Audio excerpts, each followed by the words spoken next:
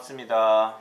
예수님교회 구역 식구 여러분, 오늘 또 구역 모임 함께 나누도록 하겠습니다. 오늘은 27과 불순종은 우상숭배라는 제목으로 여러분과 말씀 나누고자 합니다. 하나님은 순종을 참 좋아하십니다. 우리가 잘 아는 것처럼 하나님께 순종하는 것, 하나님의 말씀을 순종하는 것은 하나님께서 가장 기뻐하시는 예배입니다. 그런데 우리의 모습을 보면 내 기준에서 순종했다고 만족할 때가 많이 있습니다. 철저하지 못한 순종, 또 마음에서 우러나오지 않은 순종들, 이런 순종을 하나님께서 어떻게 보시는지 우리는 사울의 평가, 사울에 대한 하나님의 평가를 통하여서 발견할 수 있습니다. 오늘 본문 가운데 있는 사울의 모습을 통하여서 우리의 순종의 모습이 어떠한지 한번 되돌아보는 시간이 되었으면 좋겠습니다. 본문 질문 가지고 함께 나누도록 하겠습니다. 1번 질문입니다. 사울왕은 하나님의 후회 대상이요 사무엘의 근심거리가 되었습니다. 사무엘은 하나님의 말씀을 들은 후 무엇을 합니까? 오늘 본문 말씀 사무엘상 15장 11절 말씀입니다. 내가 사울을 왕으로 세운 것을 후회하노니 그가 돌이켜서 나를 따르지 아니하며 내 명령을 행하지 아니하였음이니라 하신지라. 사무엘이 근심하여 온 밤을 여호와께 부르짖으니라. 아멘. 사울의 행동, 지난 시간에 우리가 봤던 것처럼 사울의 그 철저하지 못한 순종을 보시고 하나님의 말씀이 사무엘에게 임하게 되었습니다. 이것은 하나님께서 다시 한번 사무엘을 통하여서 이스라엘 역사에 개입하셔서 이 사건이 새로운 국면에 접어들게 될 것이다 라는 것을 보여줍니다. 여기 보면 하나님께서 후회하시다, 내가 사울을 왕으로 세운 것을 후회하노니 라고 말씀하십니다. 이 후회하다 라는 히브리어는 나함이라는 동사인데요, 이거는 하나님께 주로 쓰였던 동사였습니다. 이 하나님의 후회 참 익숙하지 않은데요, 이 하나님의 후회는 우리 인간과 같이 그냥 마음이 계속 변하고 또 성품이 바뀐다라는 것을 이야기하는 것이 아닙니다. 또 우리가 흥미롭게 보아야 되는 것은 29절 말씀을 보면요, 15장 29절에 보면 이스라엘의 지존자는 거짓이나 변개함이 없으시다라고 말합니다. 그래서 후회하신다, 또 변개함이 없으시다라는 이 두 개의 구절을 보았을 때 굉장히 그 의미가 상충되고 앞뒤가 맞지 않는 것처럼 보이지만, 이 후회한다라는 말은 하나님이 이랬다가 저랬다가 하시는 분이라는 뜻이 아니라 오히려 언약의 관점에서, 큰 관점에서 우리가 살펴볼 필요가 있습니다. 하나님은 언약을 신실하게 지키시는 분이시죠. 인간과의 맺은 그 언약을 반드시 이루십니다. 그런데 그 언약은 하나님께서 일방적으로 맺으신 언약이 아니라 사람에게 어떤 반응을 요구하시고 사람도 행해야 되는 의무가 있는 쌍방간의 언약이었습니다. 그런데 사무엘이 하나님과의 그 언약을 저버림으로 말미암아 그 언약이 깨어지고 그로 말미암아 하나님께서 얼마나 안타까워 하시는지에 대한 표현으로 이 후회하신다라고 신인 동형론, 인간을 빗대어서 말씀하시는, 표현하시는 그런 표현으로 우리가 봐야 된다라는 것입니다. 전지전능하신 하나님께서 사울이 이미 죄를 저지를 것을 아셨음에도 불구하고 하나님께서 얼마나 이 죄를 안타까워하시고 또 정말 그 죄에 지은 사람의 모습을 볼 때 괴로워하시는지 이 후회하신다라는 표현을 통해서 우리가 알 수 있습니다. 그리고 바로 뒤에 보면 하나님께서 왜 후회하셨는지 그 이유에 대해서 제시하고 있습니다. 표면적으로는 사울왕이 제사장의 그 권한을 침범했고 또 아말렉 족속을 철저히 진멸하지 못한 데에 대해서 하나님께서 후회하신 것처럼 보이지만, 본질적으로는 하나님을 쫓지 않고 명령을 지키지 않았기 때문이다 라고 말합니다. 더 이상 사울왕은 하나님을 따른 것이 아니라 하나님을 대신하는 절대적인 왕권을 가진 이방의 통치자와 같이 그런 절대적인 왕이 되려고 했기 때문에 하나님께서 이 사울을 세우신 것을 후회하셨다라고 말한 것이죠. 이런 사울의 행태를 하나님을 통해서 알게 된 사무엘은 근심하여 잠을 이루지 못하고 밤새도록 여호와께 부르짖었습니다. 이 부르짖었다라는 동사는 뭐 앞에서도 많이 나오는데요. 대표적으로 사무엘상 12장 8절 10절에서 나옵니다. 제가 각주로 달아놨는데요. 12장 10절 말씀을 보면요. 백성이 여호와께 부르짖어 이르되 우리가 여호와를 버리고 바알들과 아스다롯을 섬김으로 범죄하였나이다. 그러하오나 이제 우리를 원수들의 손에서 건져내소서. 그리하시면 우리가 주를 섬기겠나이다. 여기에서 백성들이 여호와께 부르짖었다라고 했을 때 같은 동사가 사무엘이 밤새도록 부르짖었다라고 표현하고 있습니다. 이것을 통해서 알 수 있는 것은 사무엘이 사울을 위해서 기도하고 있었다라는 것이죠. 사울을 위해서 기도하는 것은 단순히 사울 개인의 그런 죄를 사해달라는 기도도 되지만 그 사울의 죄가 결국에는 이스라엘에게 큰 영향을 미치기 때문에 하나님께서 그런 부분들에 대해서 사울을 용서해 주시고 또 이스라엘 백성들이 그 죄로 말미암아 또 심각한 징계를 받지 않도록 중보하는 그런 사무엘의 모습을 우리가 볼 수 있습니다. 이런 기도를 통해서 사무엘은 사울과 이스라엘 백성들에 대한 하나님의 뜻과 계획을 계시를 받게 됩니다. 2번 문제입니다. 기도로 밤을 지새운 사무엘은 동이 트자마자 사울왕을 만나러 갔습니다. 그때 사울왕은 갈멜에서 무엇을 하고 있었습니까? 12절 말씀입니다. 사무엘이 사울을 만나려고 아침에 일찍 일어났더니 어떤 사람이 사무엘에게 말하여 이르되 사울이 갈멜에 이르러 자기를 위하여 기념비를 세우고 발길을 돌려 길갈로 내려갔다 하는지라. 아멘. 사울은 아멜렉과의 전쟁에서 이긴 그 승리를 기념하는 기념비를 세웠습니다. 고대 근동의 왕들은 종종 기념비를 세워서 자신들이 얻었던 승리를 기념하곤 했습니다. 그 기념비 안에는요, 그 성공적인 군사 원정들을 통해서 자신들이 어떤 승리를 얻었는지에 대해서 자세히 기록해 놓았고요. 또 그 지역이 이제 승리를 쟁취한 왕에게 그 주권이 있다, 다스릴 권리가 있다라는 것을 기록해 놓았습니다. 뿐만 아니라 그 이방 왕들이 세워놓았던 그 기념비 안에는 이방 신들이 자신들을 어떻게 도와주었는지에 대한 기록도 담겨져 있었다고 합니다. 그런데 이 사울이 기념비를 세울 때 중요한 단어가 하나 있습니다. 12절 말씀을 보면요. 사울이 갈멜에 이르러 자기를 위하여 기념비를 세웠다라고 말합니다. 자기를 위하여. 이 자기를 위하여 기념비를 세웠다라는 말을 통해서 우리가 알 수 있는 것은 이 기념비가 하나님께서 사울을 도와주셨다는 것을 기억하고 기념하기 위한 기념비가 아니었다라는 것이죠. 사울의 업적을 칭송하고 기리고 또 다른 이들에게 인정받기 위한 기념비였다. 오로지 사울을 위한 기념비였다라는 것을 이 자기를 위하여라는 단어를 통해서 우리가 알 수 있습니다. 사울은 전쟁에서 승리한 후 마땅히 하나님께 돌려야 하는 그 영광을 가로채고 자신의 영광을 기렸던 것이죠.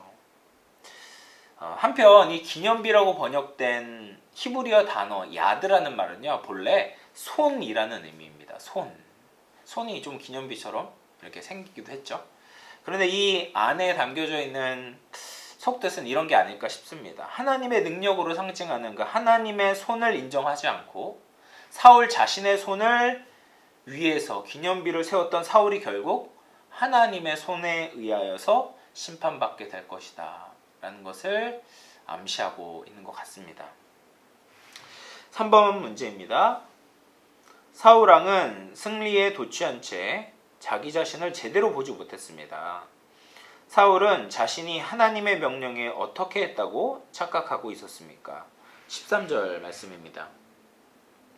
사무엘이 사울에게 이른즉 사울이 그에게 이르되 원하건대 당신은 여호와께 복을 받으소서.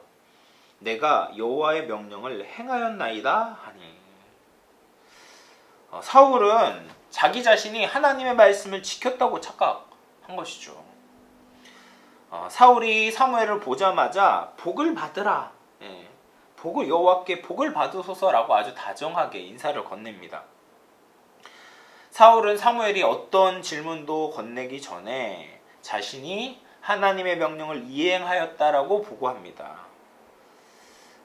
이 13절에서 여호와의 명령을 행하였다라는 이 말은요, 11절에서 하나님께서 내 명령을 행하지 아니하였다라는 것과 굉장히 똑같은 단어가 쓰여져 있고 완전히 다른 평가를 내리고 있는 것이죠. 다시 말해서 11절에서 하나님께서는 사울이 하나님의 명령을 행하지 아니하였다라고 평가하셨다면 사울은 자기 스스로에게 나는 하나님의 명령을 준행하였습니다라고 평가를 내리고 있습니다.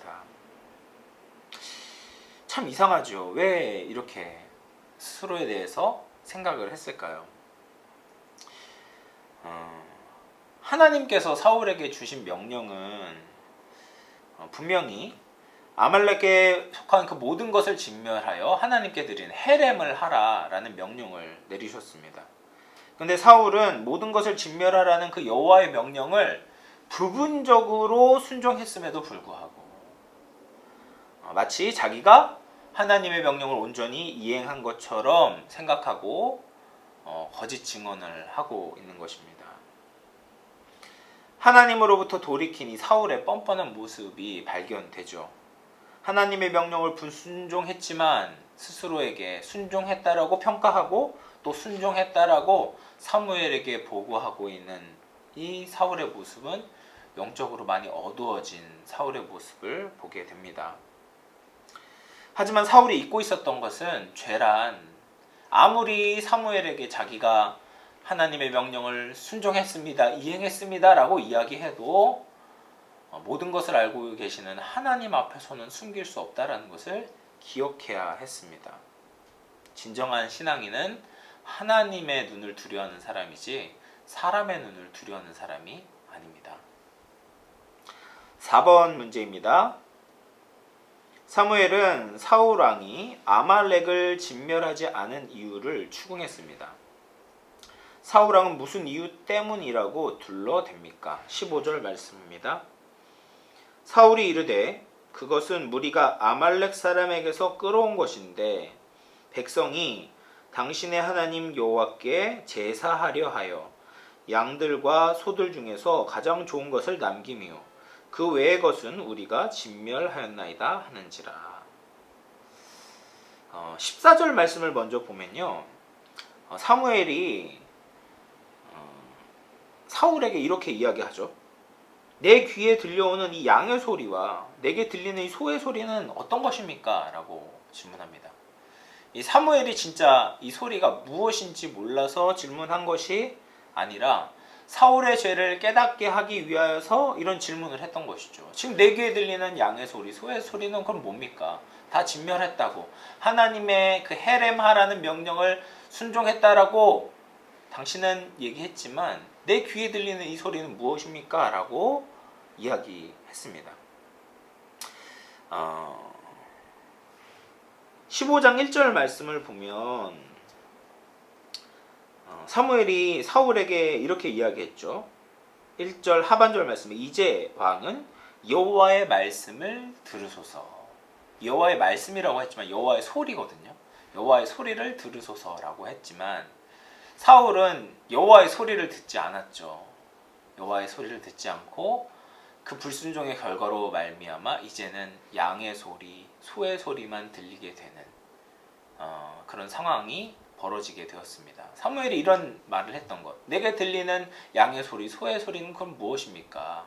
이 말을 했던 이유는 왜 당신은 양의 소리, 소의 소리는 들으면서 하나님의 소리는 듣지 않았습니까? 라고 질책하는 사실은 그런 질문인 것입니다.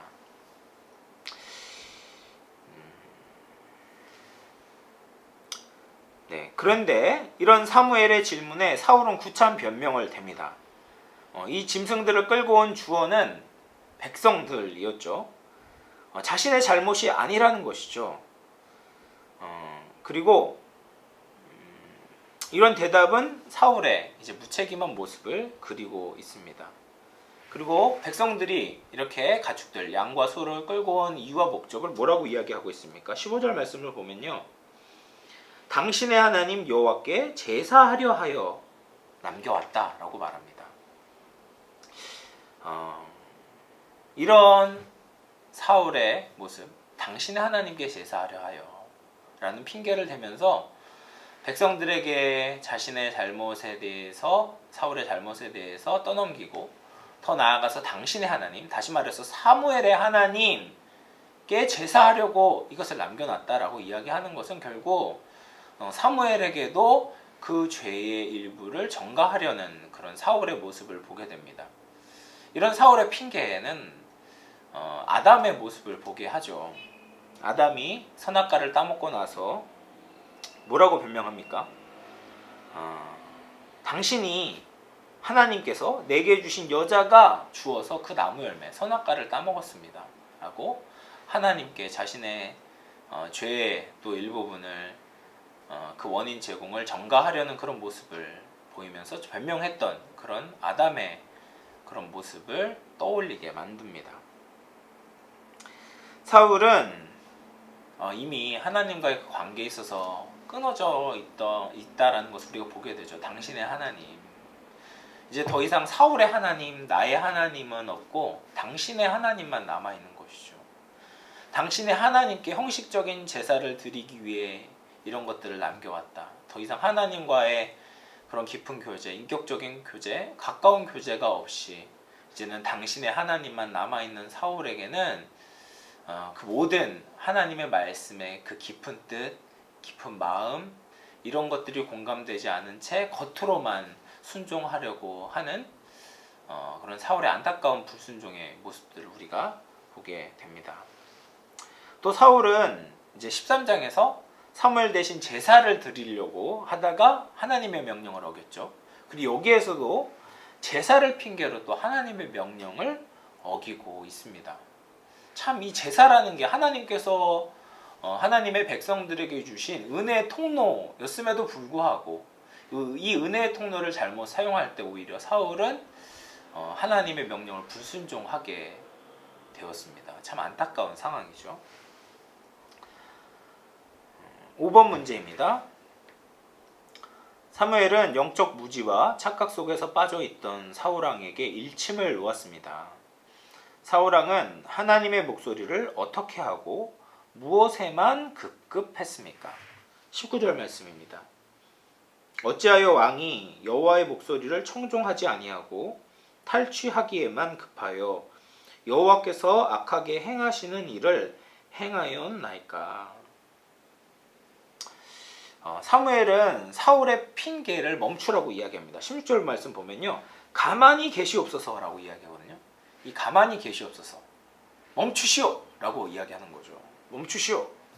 사울의 핑계를 더 이상 듣고 싶지 않다라는 것이죠.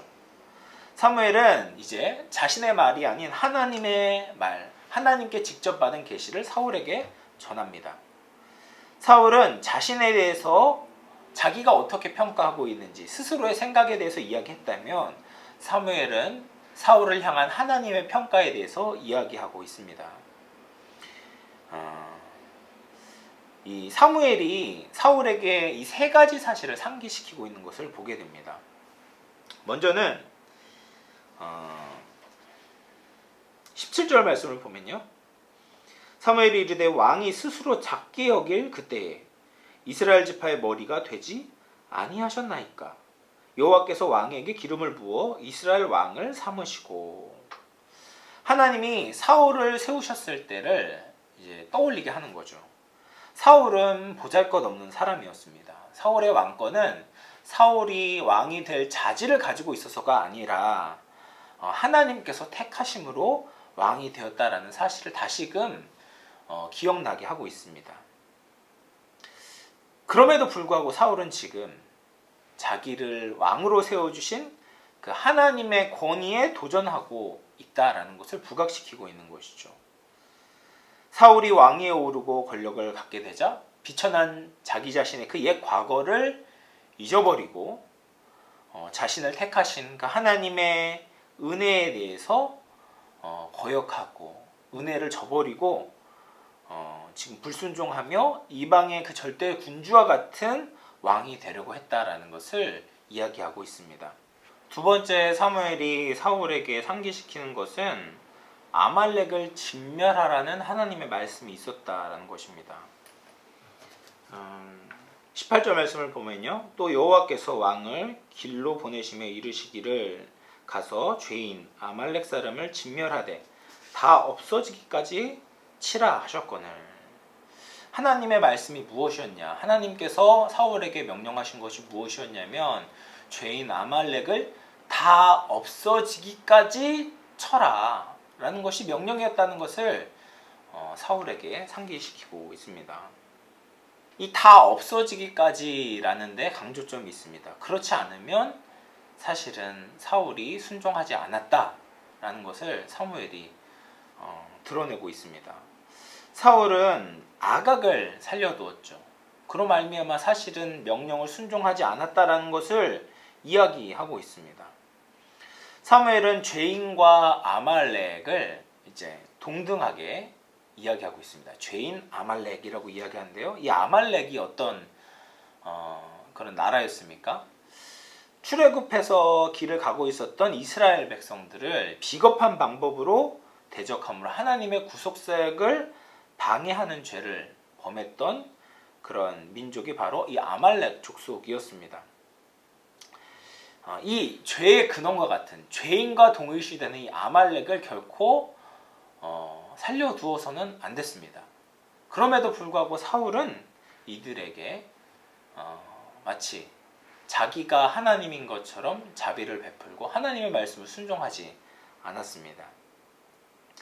그런 불순종 때문에 사실은 이 이후에 이 에스더 시대에 보면 아각 사람 하만에 의해서 이스라엘 백성들이 전멸할 위기에 처하게 된 것이죠. 이 아각 사람은 아말렉의 왕손이었다라는 것을 보여줍니다. 이 하만이 그렇기 때문에 이스라엘 백성들은 이 죄의 근원과 동일시 여겨졌던 그 아말렉을 다 없어지기까지 진멸해야만 했다. 그렇지 않으면 순종한 것이 아니다라는 것을 사무엘이 알려주고 있습니다.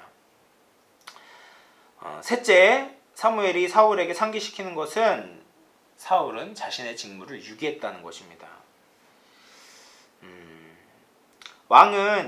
사울 왕은 여호와의 목소리를 청종하지 않았습니다. 사무엘은 이스라엘의 왕인 사울의 의무는 여호와의 말씀을 듣는 것이다라고 강조합니다. 그러나 왕의 의무를 다하지 않고 탈취하기에만 급급했다라고 말하고 있습니다. 이 탈취하기에 급급했다라는 말을 직역하면요, 당신은 그 전리품으로 탐욕스럽게 돌진하였다라는 뜻입니다. 다시 말해서 사울은 하나님께 제사를 드리기 위해서 그 가축을 남겨놓은 것이 아니라 자신의 탐욕을 채우기 위해서 그 전리품을 향하여서 돌진한 모습을 그리면서 그것이 결코 여호와를 위한 것이 아니라 사울 자신을 위한 것이었다라고 이야기하고 있습니다. 6번 문제입니다. 사울 왕은 여전히 변명을 계속했습니다. 사울 왕은 불순종의 책임을 누구에게 전가시켰습니까? 20절과 21절 말씀입니다.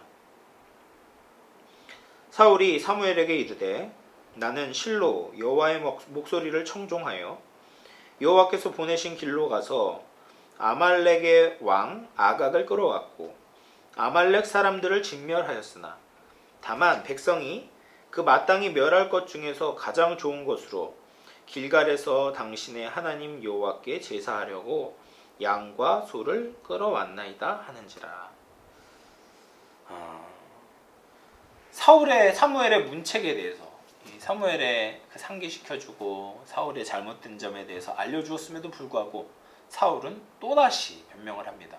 20절과 21절을 보면요, 이 주어가 다른 것을 보게 됩니다. 20절의 주어 누구입니까?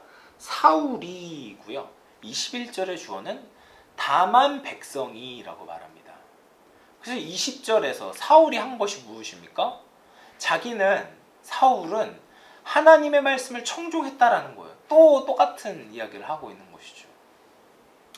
그러면서 아가강에 생포하고 그런 그리고 나머지 아말렉 족속을 다 진멸시켰다라고 이야기하면서 자기 자신은, 사울은 하나님의 말씀을 청종했다, 들었다라고 이야기하고 있습니다. 그 모든 공로를 사울과 함께 그 전쟁에 나갔던 백성들과 병사들에게 돌리는 것은 하나도 없고 그 모든 공을 자기 자신에게 돌리고 있는 것이죠. 반면에 21절에서는 뭐라고 이야기합니까? 다만 백성이 그 마땅히 멸할 것 중에서 가장 좋은 것으로 제사하려고 양과 소를 끌고 왔다라고 말합니다. 그러니까 잘못은 다 백성들이 했다라고 이야기하는 것이죠. 사울이 이스라엘의 왕이라면 설사 백성들이 그런 요청을 했어도 백성들에게 그 모든 책임을 떠넘기는 무책임한 행동을 보여서는 안 되었습니다. 이런 사울의 변명을 통해서 우리가 알 수 있는 것은 사울은 더 이상 이스라엘 백성들의 왕으로서 자격이 없다라는 것을 알 수 있는 것이죠. 사울왕과는 달리 우리의 진정한 왕 대신 예수님은 어떠셨습니까? 백성들의 모든 잘못들, 죄와 죄책과 책임과 형벌을 십자가에 달려 돌아가심으로 모두 다 짊어지시고 해결하셨습니다. 그렇게 우리가 짊어져야 하는 그 모든 죄책을 담당하심으로 우리는 의롭게 되었고 자유롭게 되었고 영원한 생명과 복을 누리게 되었습니다. 그러니 참된 왕 대신 우리 예수님을 모시고 사는 우리 성도들이 얼마나 행복한지 이 사울을 통하여서 우리가 또 알 수 있습니다. 7번 문제입니다. 하나님은 그분의 목소리를 듣고 따르는 것을 좋아하십니다. 하나님의 말씀을 듣지 않고 완고하게 거역하는 것은 어떤 죄와 같습니까? 23절 말씀입니다. 이는 거역하는 것은 점치는 죄와 같고 완고한 것은 사신 우상에게 절하는 죄와 같음이라. 왕이 여호와의 말씀을 버렸으므로 여호와께서도 왕을 버려 왕이 되지 못하게 하셨나이다 하니. 그 22절 말씀을 보면요, 아주 유명한 말씀이 나오죠. 사무엘이 이르되 여호와께서 번제와 다른 제사를 그의 목소리를 청종하는 것을 좋아하심과 같이 좋아하시겠나이까. 순종이 제사보다 낫고 듣는 것이 수양의 기름보다 나으니. 이 제사의 가치에 대한 이런 사무엘의 평가는 이사야나 예레미야가 했던 그 제사의 평가와 일맥상통하죠. 전통적으로 이스라엘에서 제사는 하나님의 뜻에 부합하는 것이었습니다. 그러나 사무엘은 그 당시에 사회적인 통념을 깨고 단지 동물을 드리는 행위 자체가 제사의 의미가 아니다라고 말하고 있습니다. 하나님께서는 제사 제도를 통해서 자신의 말씀에 순종하는 것을 보려고 하신 것이지 그 제사를 통하여서 동물의 기름이 드려지는 것을 하나님은 하나도 중요하게 여기시지 않는다라는 것을 사무엘이 말하고 있습니다. 그리고 23절을 보면요, 거역하는 것은 점치는 죄와 같다라고 말합니다. 이 거역이라는 말, 이 거역이라고 번영되었던 이 히브리어 단어는요, 어떨 때 쓰여졌냐면 사울의 주장을 강요할 때 쓰여진 단어입니다. 사울의 주장이 맞다라고 강요하는 것이죠. 이 거역이라는 것은 점치는 자와 같다, 점치는 죄와 같다라고 말합니다. 점은 고대에서 여러 가지 방법으로 쳤습니다. 예를 들면 제물로 바쳐진 그 짐승의 내장을 보고서 그 이방신들이 원하는 것이 무엇인지 보고 점을 치기도 하고 어떤 행동을 원하는지에 대해서 그런 점치는 행동을 통해서 알아내려고 했던 것이죠.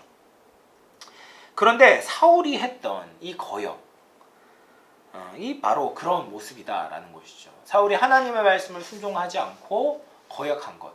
내가 맞습니다. 내가 했던 행동이 맞습니다. 옳습니다. 라고 했던 것은 마치 이런 이방인들이 점치는 행동과 같다라는 것이죠. 하나님의 말씀은 듣지 않고 자기 스스로 생각하여 마치 점치는 것처럼 스스로 생각하여 하나님께서 원하시는 것을 내가 더 잘합니다. 하나님이 말씀하신 것은 이거지만 하나님이 진짜 원하시는 것은 이 부분입니다. 라고 이야기하면서 그렇게 행하고 그것을 순종이라고 착각했던 사울의 모습이 마치 점치는 행동과 같았다라고 이야기하는 것이죠.